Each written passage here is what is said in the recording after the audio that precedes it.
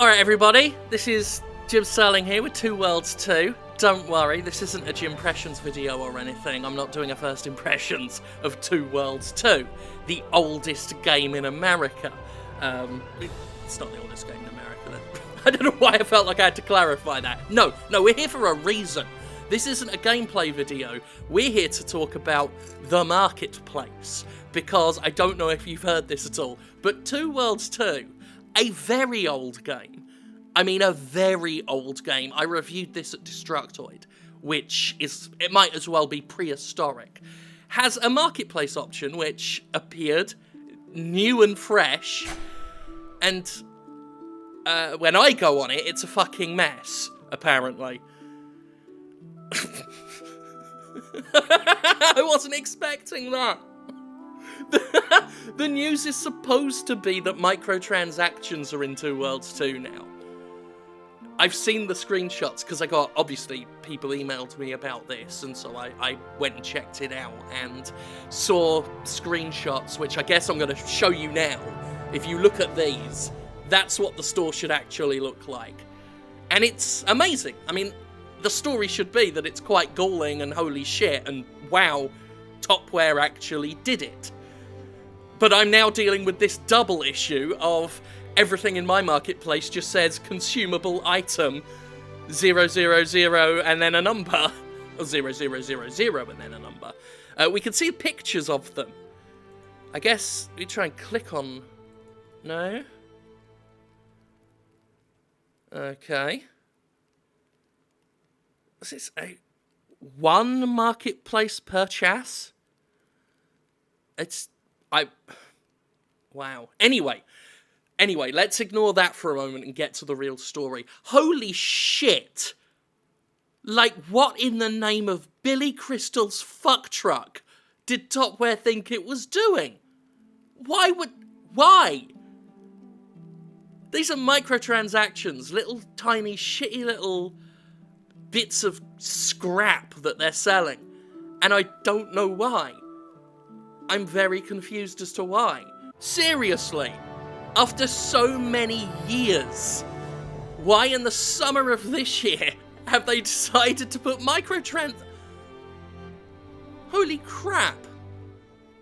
Okay, since the game itself can't help me, piece of shit that it is, let's look at the screenshots that have been procured and put on the internet for us all to look at. The Last of Steve put these up, so thank you, The Last of Steve. Let's have a look. So, here is the first set, Warrior Skill Books, Mage Skill Books. So these are skill books. What's that?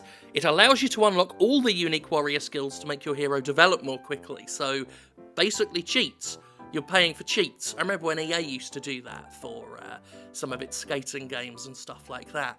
And Namco Bandai does that with the Tales games. They normally do that at launch, a week after launch, like when the game's relevant. This is... Maybe they saw what happened with Call of Duty Modern Warfare 4 Remastered and thought, well, if they can put microtransactions retroactively into a game, we can too. But let's not even bother fucking remastering the fucking thing. They're all in the price range of like $1.99, 99 cents, all that kind of stuff. These are, we got damage crystals, we've got material packs, color packs. We look at this poison damage crystal here. There are many creatures that is terrible font. There are many creatures susceptible to poison, and if you're going a few rounds with one or more of them, this pack will prove invaluable. Has a poison damage crystal of the 5th level. You can add it to your weapon. So you just buy damage crystals for elemental damage on weapons. I mean, it's better than playing the game, I guess. If you love games but hate playing them, these are the sorts of games you want to play. Ones with microtransactions that let you circumvent all that annoying playing of the video game that you purchased. And then we got a bunch of effect cards here that you can buy for basically 50 cents a pop. 49 cents. So that's all good. Air effect cards, earth effect cards. Who gives a flying fuck? Oh, and funnily enough, while I've been recording this, a developer response has been found. Or at least it's just been emailed to me. They actually responded almost 24 hours ago. So it's a good job I caught this, or it's a good job that Stephen emailed this to me. Thank you, Stephen. Let's have a look at this. So the new option came in, people wondered why, and the developer just said, well, it was on the Xbox version, so why not? Why not? I kind of like that. As a response, it's better than the usual, oh, well, we want to give people options, or that one they did on Dead Space 3 that time, when it was like, well, people expect them on mobile games, so they'll expect them in Dead Space 3, fucking idiots. But this was we put it on consoles and people didn't get mad at us, so we thought we'd push our luck here. Well, I don't think it's going to work out too well. It's still very confusing. It's still very weird to retroactively shoehorn a microtransaction marketplace into a game this old, without herald, without warning. It's bizarre. But, I mean, it's a very Topware move, because it's weird, it doesn't make a lot of business sense, it's shady. I mean, that sounds like Topware to me. Ran a story on Topware that gained some traction a fair few years ago about their shady business practices. There are a lot of allegations flying around about unprofessional, frankly unethical behaviour on that company's part. By all accounts, Topware Interactive has a reputation for being a bag of duplicitous dildos. That's just the reputation flying around, that's just reported speech. You hear it on show floors when you go to trade shows, that exact phrase. Sorry. Seriously though, they are fucking shady, and they produce really quite bad games. I think we all remember Raven's Cry, that piece of genius. Two Worlds 2 was actually a fairly decent game.